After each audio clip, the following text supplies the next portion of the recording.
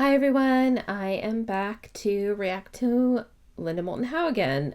She's going live tonight and it's supposed to start in a few minutes, so I will pull her up when that gets started. All right, Linda's about to start. This is the title of this episode is Are Non-Humans Working Underground in Some U.S. Military Medical Facilities?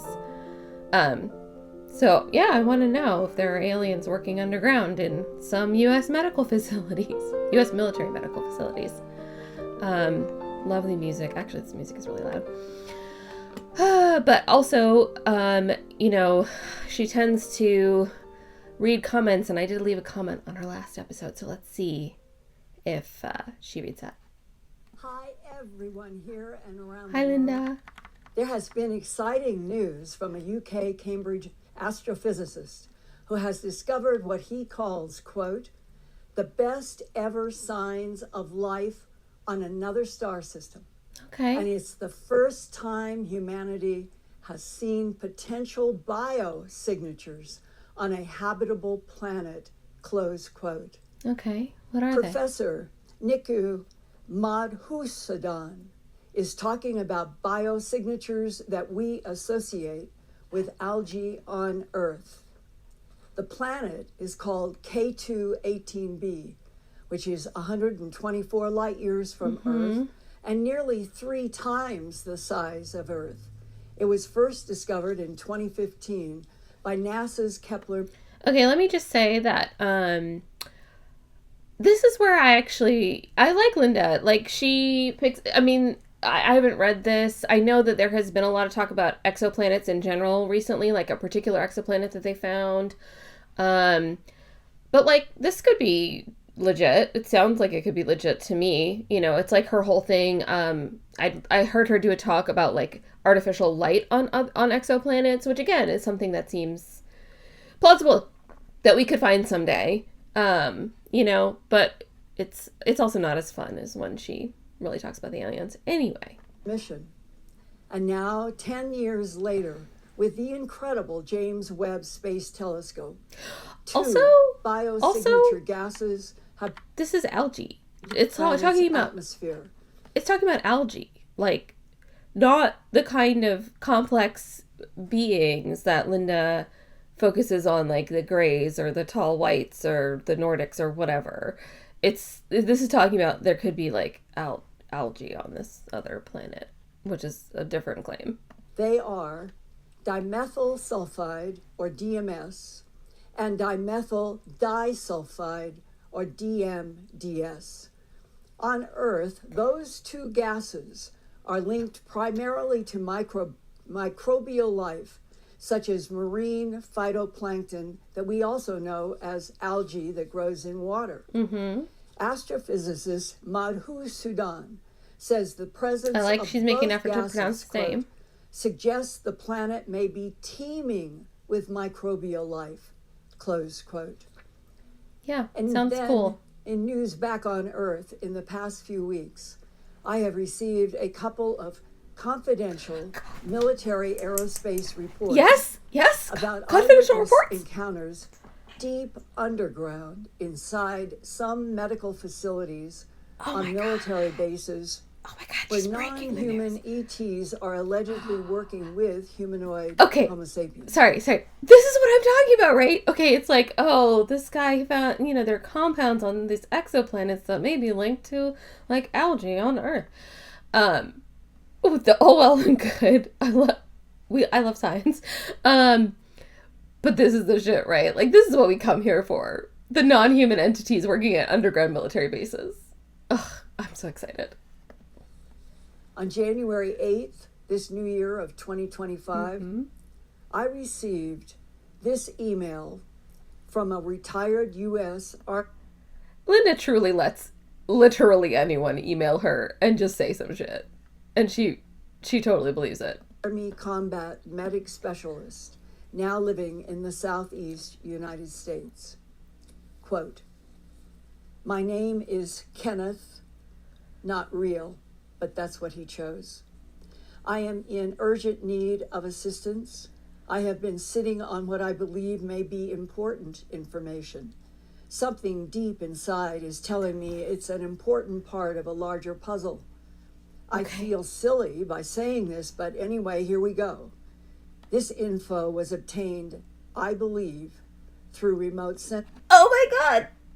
Through remote sensing, this guy is not even okay. He's a retired military guy, but he's not even saying like, I saw this when I was in the military. He's saying that I perceived this through remote viewing or remote sensing, but I mean remote viewing, whereas like basically you had like a dream or a meditation about this thing.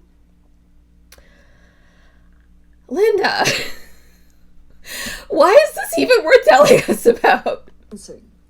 The rest is logical deduction concerning a multitude of things that I believe to be in your field of study, meaning UFOs. Oh my God. I've got to share this with someone who can act on it, or it will be on my conscience until I die.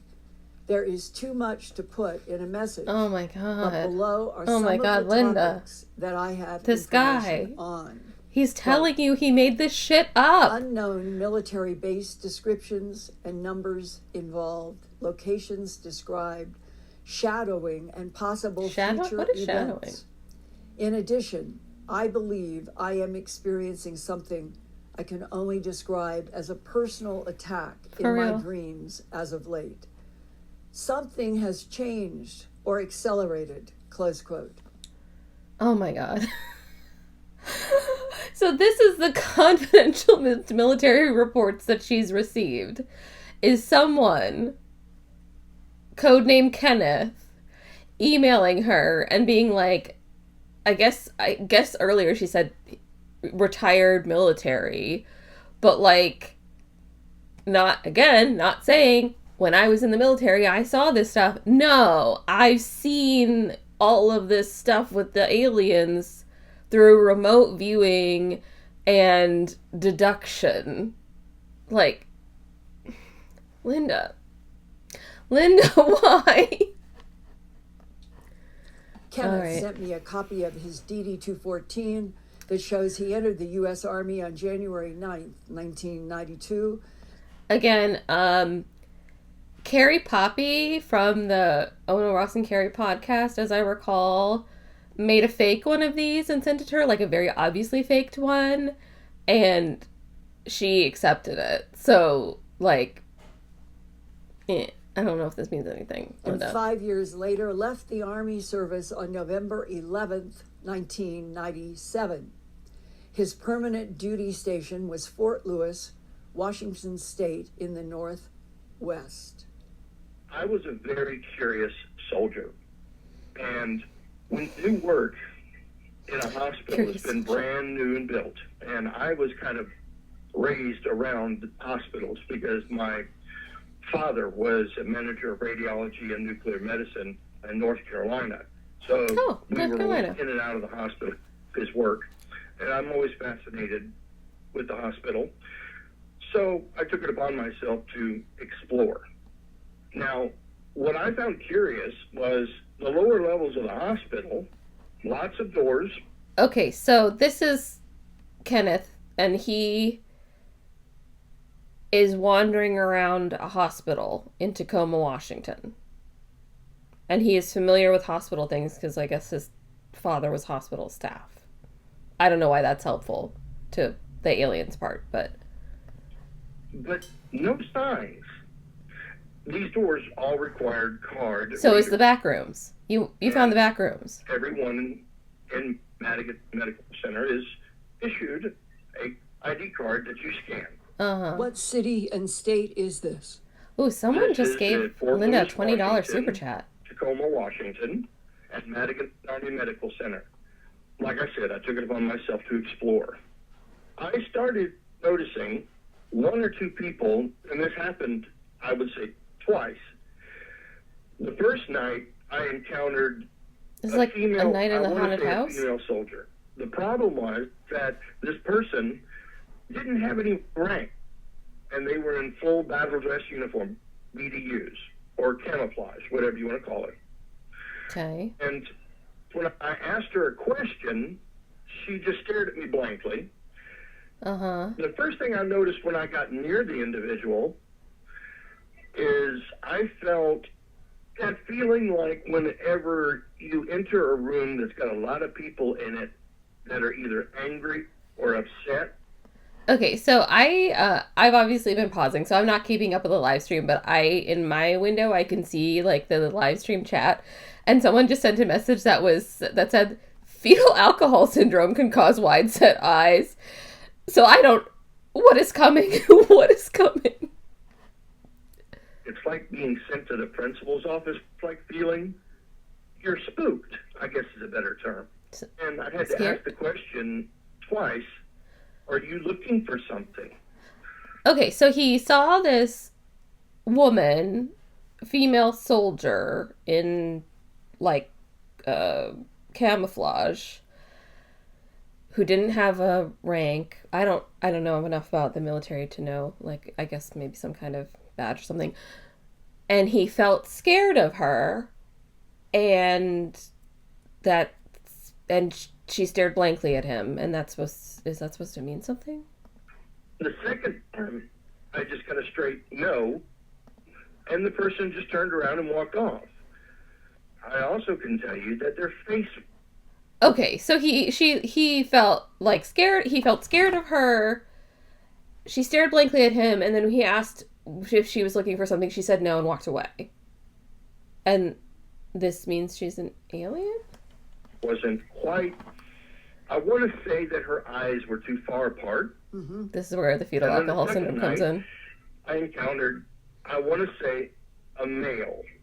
Again, in a different part of the hospital, but in the lower parts of the hospital.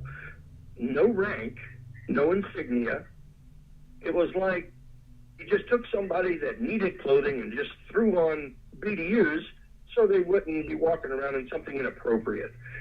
And when I tried to speak to this person, they just ignored me and walked. Again, I don't know, like, why he's, like, in this military facility and he's seeing these people walk around in camouflage. And, like, of course, maybe it is usual to have, like, name badges or your rank on you or whatever. But, like, this is very Giorgio Tsoukalos. But then it's aliens because they, like, didn't have that stuff. And, like, maybe weren't nice to him or something. Asked me, and it was the same situation when he I ignored walked by them. My gut was telling me something wasn't right. Again, Kenneth. This person, who I couldn't tell, to be honest, if they were male or female. Eyes were far further apart than what I was used to. I just felt uncomfortable, and it just didn't feel right. And how does this get turned into like a confidential military report about confirmed aliens working in... I mean, literally, he's saying, like, I saw some people in the hospital, like, in some administrative part of the hospital, and they weren't, they didn't look exactly like what I expected in terms of, like, having their name badges or insignia or whatever on them. And, like, I thought their faces were weird. Maybe. I mean, that could be part of, like, a false memory right there. And they were, like, ignoring me, and they were, dismissive of me, or didn't reply to me, or just walked away, or said no, or whatever. And also when I was near them, I felt a weird feeling in my tummy, and therefore, it's aliens. Were the two down inside the hospital experiences that I had that made me wonder if this was one of those situations where we had visitors who just needed clothing and were walking from one place to the other down in the basement.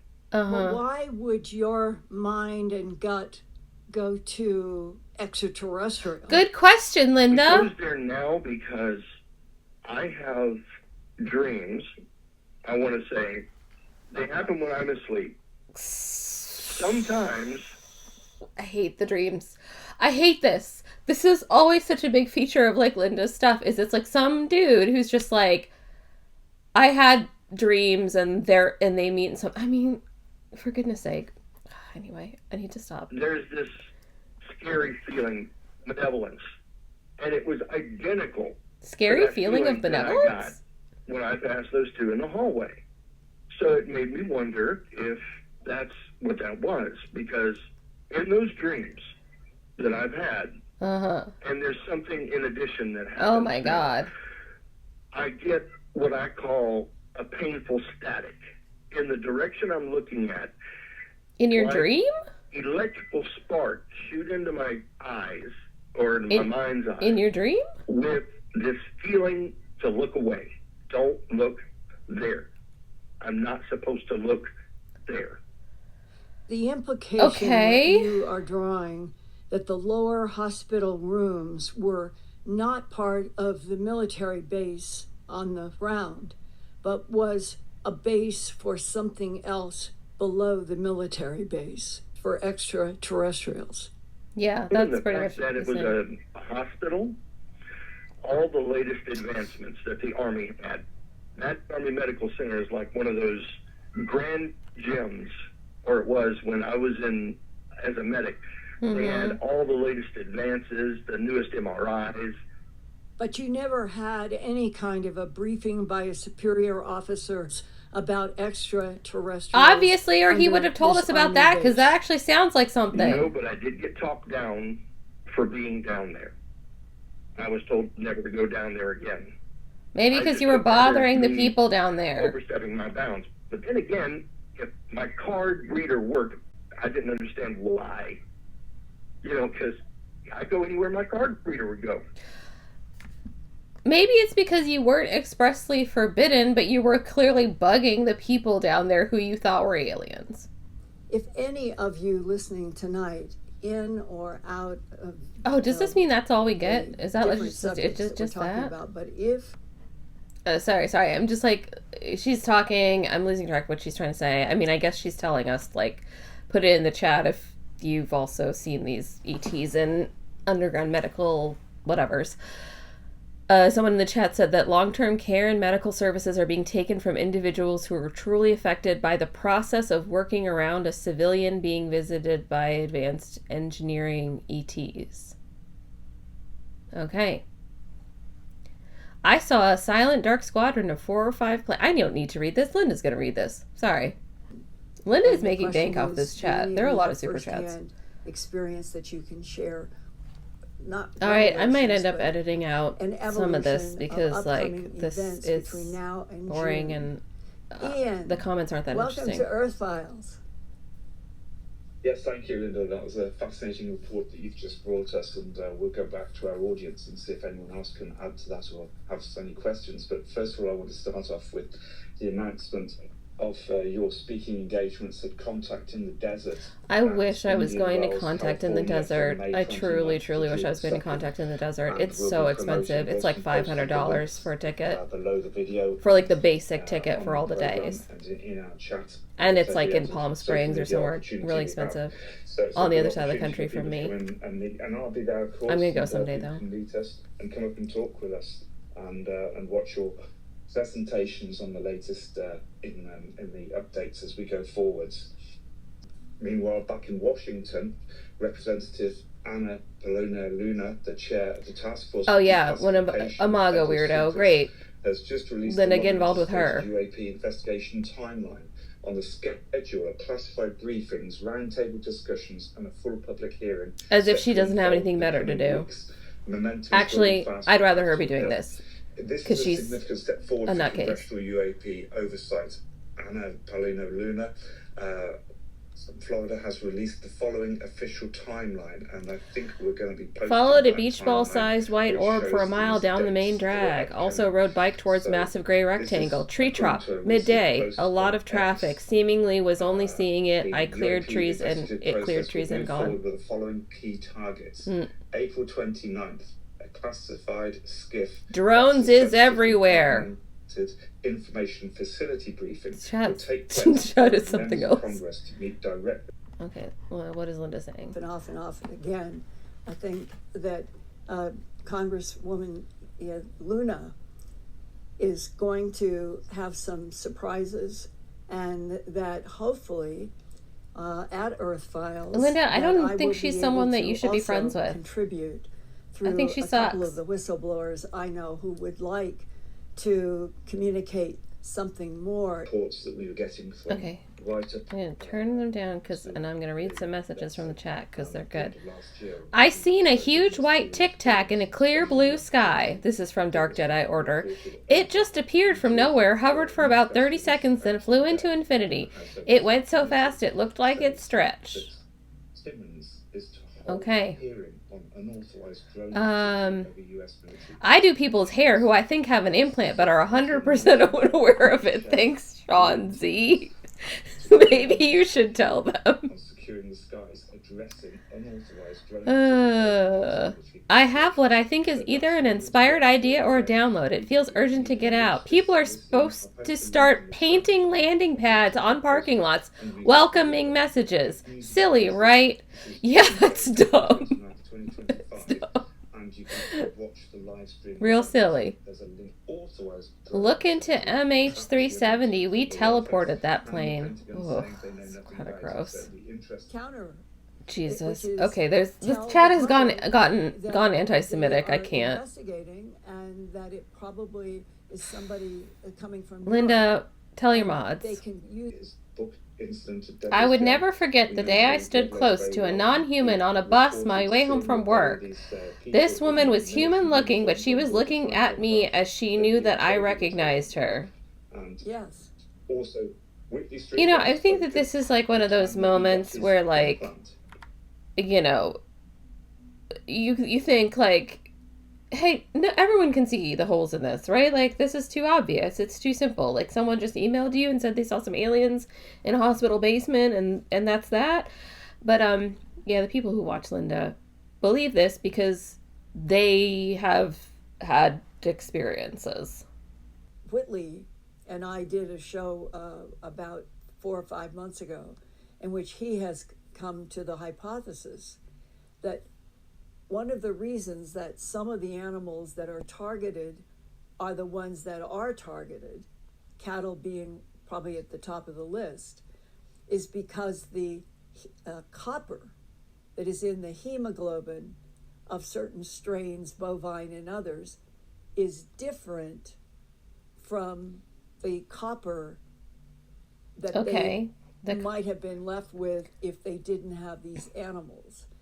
And I think it's fascinating because we're dealing with So clearly the aliens are biological beings, killing but we're dealing also with cows artificial intelligence to get that works for the some kind of biological beings. copper And isotope until we get or honesty something? on this planet about everything that's going on, and the hypothesis is Wouldn't there be a better source it of was, whatever that copper part of was my than work cow back in blood? 79 to 84, the animal mutilations on Earth by non-humans with a lot of involvement by the Greys is for sustenance. Number Okay, one, so they eat them. sustenance for them.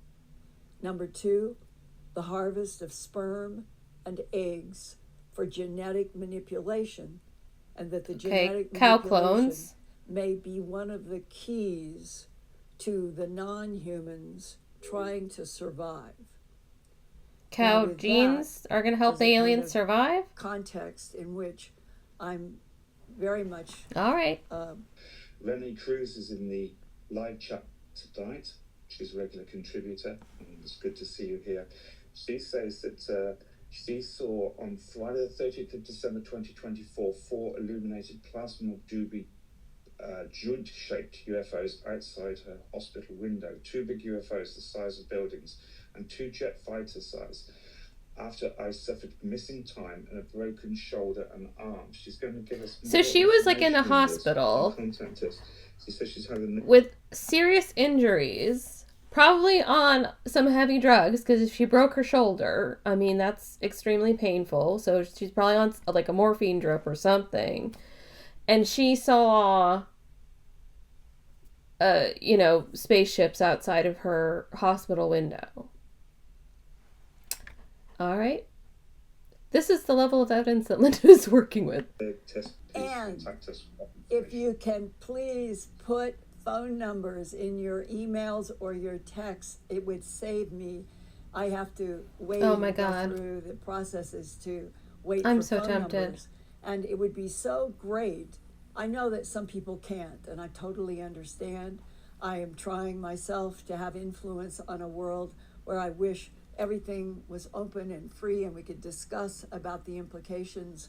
So I understand why some people are not comfortable giving their phone number in email. But if you want to have a dialogue, I would love it's to, much but faster if you I think it would be inquire us a wrong. phone But if number. you I want never, Linda ever, to ever talk to you, if share you want her to any give it a phone contact call, apparently you information can get that. with anybody. And Just tell her you the had some reason kind of I weird-ass feel dream. tonight that we needed to talk about all this is that I think that there is a sense of world order that is changing on the playing board very rapidly. And it is those kinds of conditions it's called historically. fascism has where come there to have America. been like in World War II. But the best of all is to know that we are in some kind of a historical revolution. And I'm hoping that we're not going to oligarchs taking over the planet. We are. But I mean, we I hate are it too. Going to. And this is what we need is more unity in this and focus on this aspect. And again, we've got contact. I just feel like we have so many more things that I would like Congress to come together on than this. With the speakers and actually, and I want to come back here as well to another comment that I received by Tom the Man TV, who's a regular on this show. He sent me a message this last week about another childhood experience that he remembers when he woke up with a triangular mark on the back of his neck.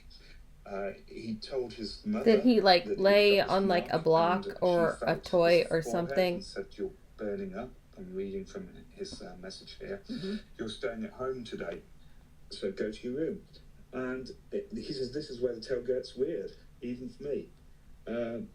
Throughout the entire day, I remember people who were dressed like doctors in lab coats. Or even you were a child with a fever. You were probably like. Up on me constantly. One doctor even told me, "Don't worry, Tommy. What's it called? Side effect of what happens to you during the night.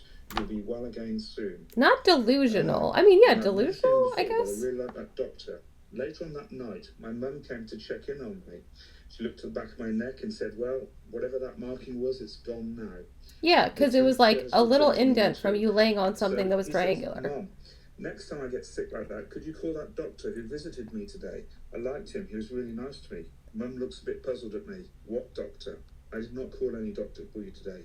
My mum replied, I never did. Yeah, you were a child with a fever. You imagined it. And this, again, is another puzzling aspect. We have this from Lorraine McAdam, who we featured on this program. Also, why is it like so many of these things are childhood experiences, right? So many of these people. So like the guy who was on today talking about these underground medical aliens or whatever, that at least was happening supposedly when he was an adult. And I mean, whatever I think of like his experience with that, it's one thing.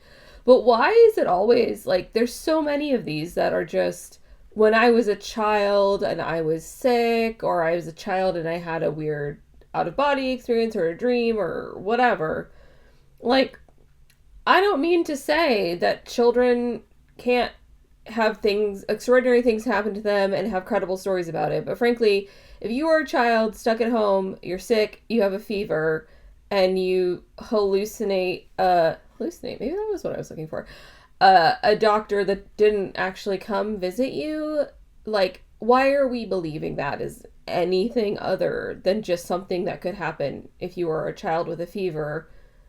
Children are just more likely to believe when that stuff happens to them rather than adults who kind of know how that works and may say like, oh, like maybe that didn't actually happen because I was very feverish.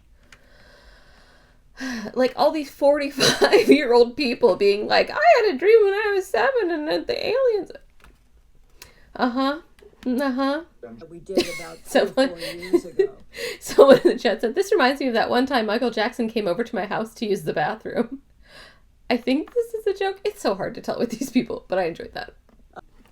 All right, so I'm editing this later, and here Linda goes into a really long personal story, and I just didn't want to cut too much of it, even though she's very, very long-winded. But this seems really personal and emotional to her, and I guess you'll see why. So I'm leaving most of it in, but feel free to listen on 1.5 or 2 times speed. For people who have been with the Earthfiles YouTube channel since 2017, they know that 2 or 3 times I have shared the story about being in Boston in 1974 and on a family move with my daughter and my husband. And whether or not that had anything to do with it, it is the historical and memory marker of my life, because what happened was so dramatic, so penetrating. And I'll try to do a short form with deference to those of you who have heard this before, but it is really important for each of us who have had interactions with other beings, I think, to share. This was the night in a house in Needham, which is a suburb of Boston. It had, I would say, to the bottom of that radiator, Brad, would it be 10 feet, 12 feet up to there? The doors in this house that was historic were at least that high. So it was unusual in the first place that where this being emerged and what happened. It started with what so many of you have experienced, and I have read in books and have people talk to me about at conferences, talk with people who have been in the Pentagon in Washington, and that is, you become conscious in bed, usually, meaning you've gone to bed and you've been asleep. And that had happened. And I wake up and I realize within seconds I cannot move. Sleep paralysis, okay. I can't move anything. I see the back of the sheet, and I know that my husband is asleep. I know Laura is in the room right across the way, and I cannot move. Scary. I cannot talk.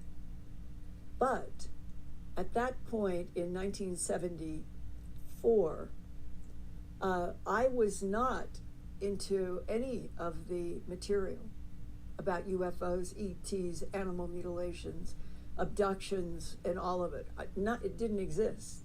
That did not come into my life until September of 1979, 5 years later. So I am like many of you. Okay, what happened though? I have no idea what's happening. And when you can't move, but your eyes can open, your brain is functioning enough to start going into panic, you can't move. Yeah, and this is sounds the part terrifying. I never, I don't know anybody who has been able to explain the timing of how this all works out.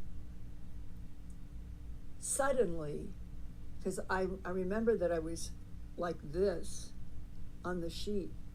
So I'm laid down on my stomach, and I remembered my fingers. And I could look at my little finger, which was only 4 inches, and something telepath, it was a thought voice, concentrate on your little finger, just like that. I'm not kidding. Those were the words. Concentrate on your little finger. Okay. And tell it to move. Okay. Tell it to move. Me tell my little finger to So move. this is a thought that you had. And I couldn't make my mouth work. I couldn't talk. But I started concentrating on my little finger.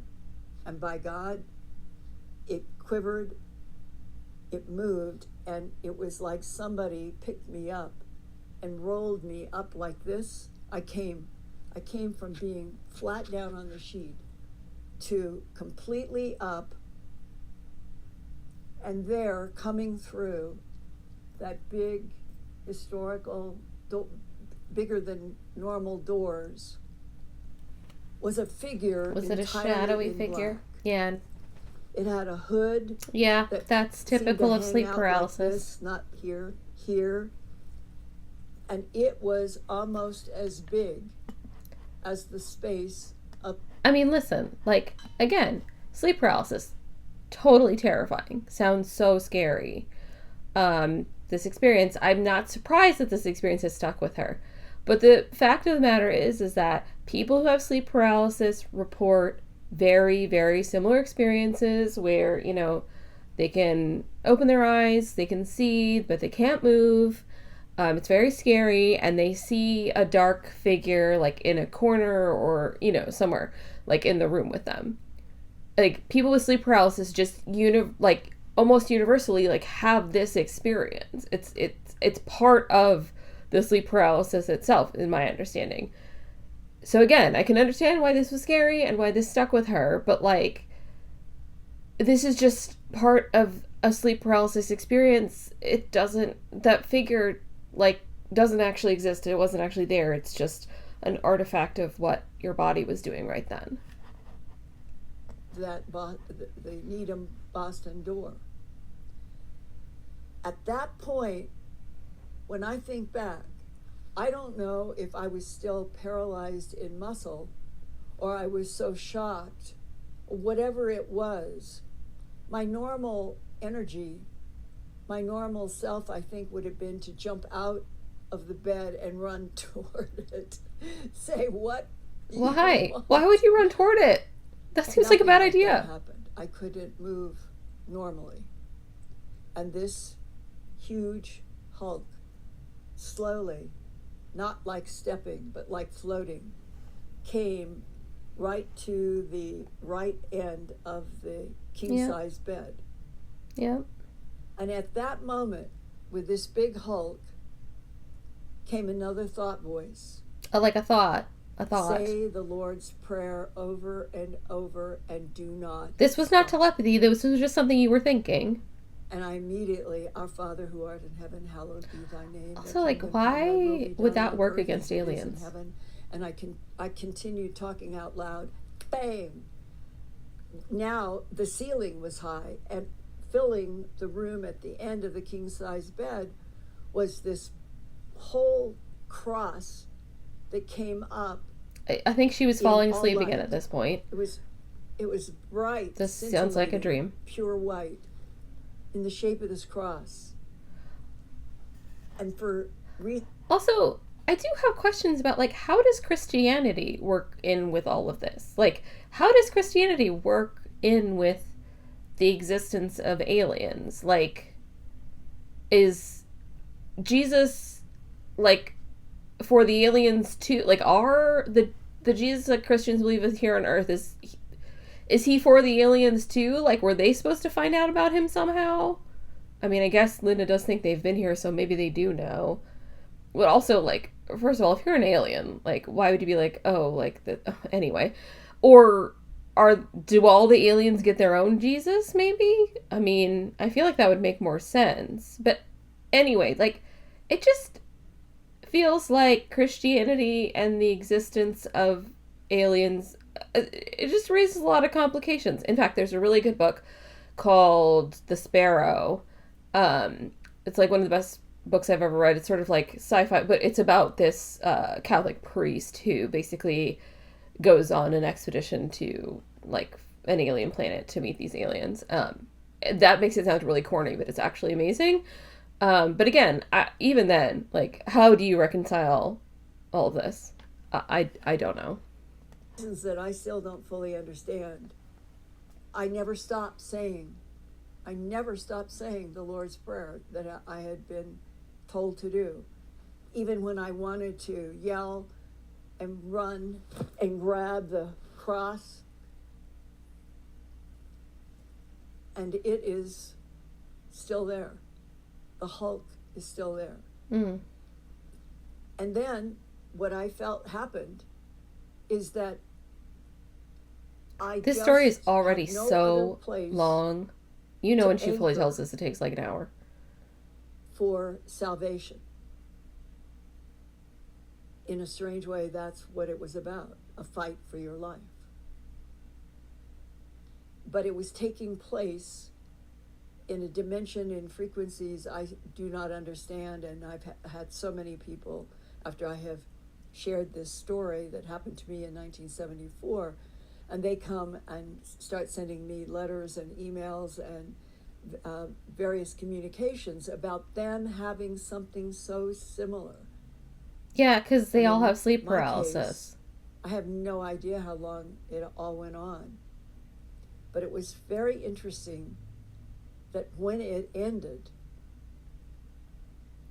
this Hulk that was so terrifying, and the incredible cross that was so resurrecting, and me on the bed, like the triangle, two forces against each other. You're part of the Trinity? Like, I what's am going on? a humble human. There was another voice, male, like a voice, A thought? and it said something like end or ending or something like that. And then whatever the Hulk was, it didn't turn around and walk out. It just faded out.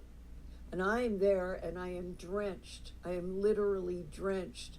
My nightgown is wet. The sheet is wet from, I guess, the perspiration of dealing that's with kind of trying gross. to keep saying the Lord's Prayer and the I mean, stress you know, and what no is this? And I felt no shame, like I but, was like, fighting for ew. my very existence. At a deeper level than this, it felt like I was fighting for my very soul. Mm-hmm. So when this faded out, it was like a breath of spring air came right there. It was October. It was not at all spring. Was it your HVAC? It was a cold October night. But when this thing phased out, it was just like spring with sunshine and warmth. Okay, you're probably still asleep. And I felt it swirl around me, Mm-hmm. and I was joyous inside, and this same voice that had been punctuated Your own brain. throughout, however long this went, said, "You will never have to fight for your soul again." That's good.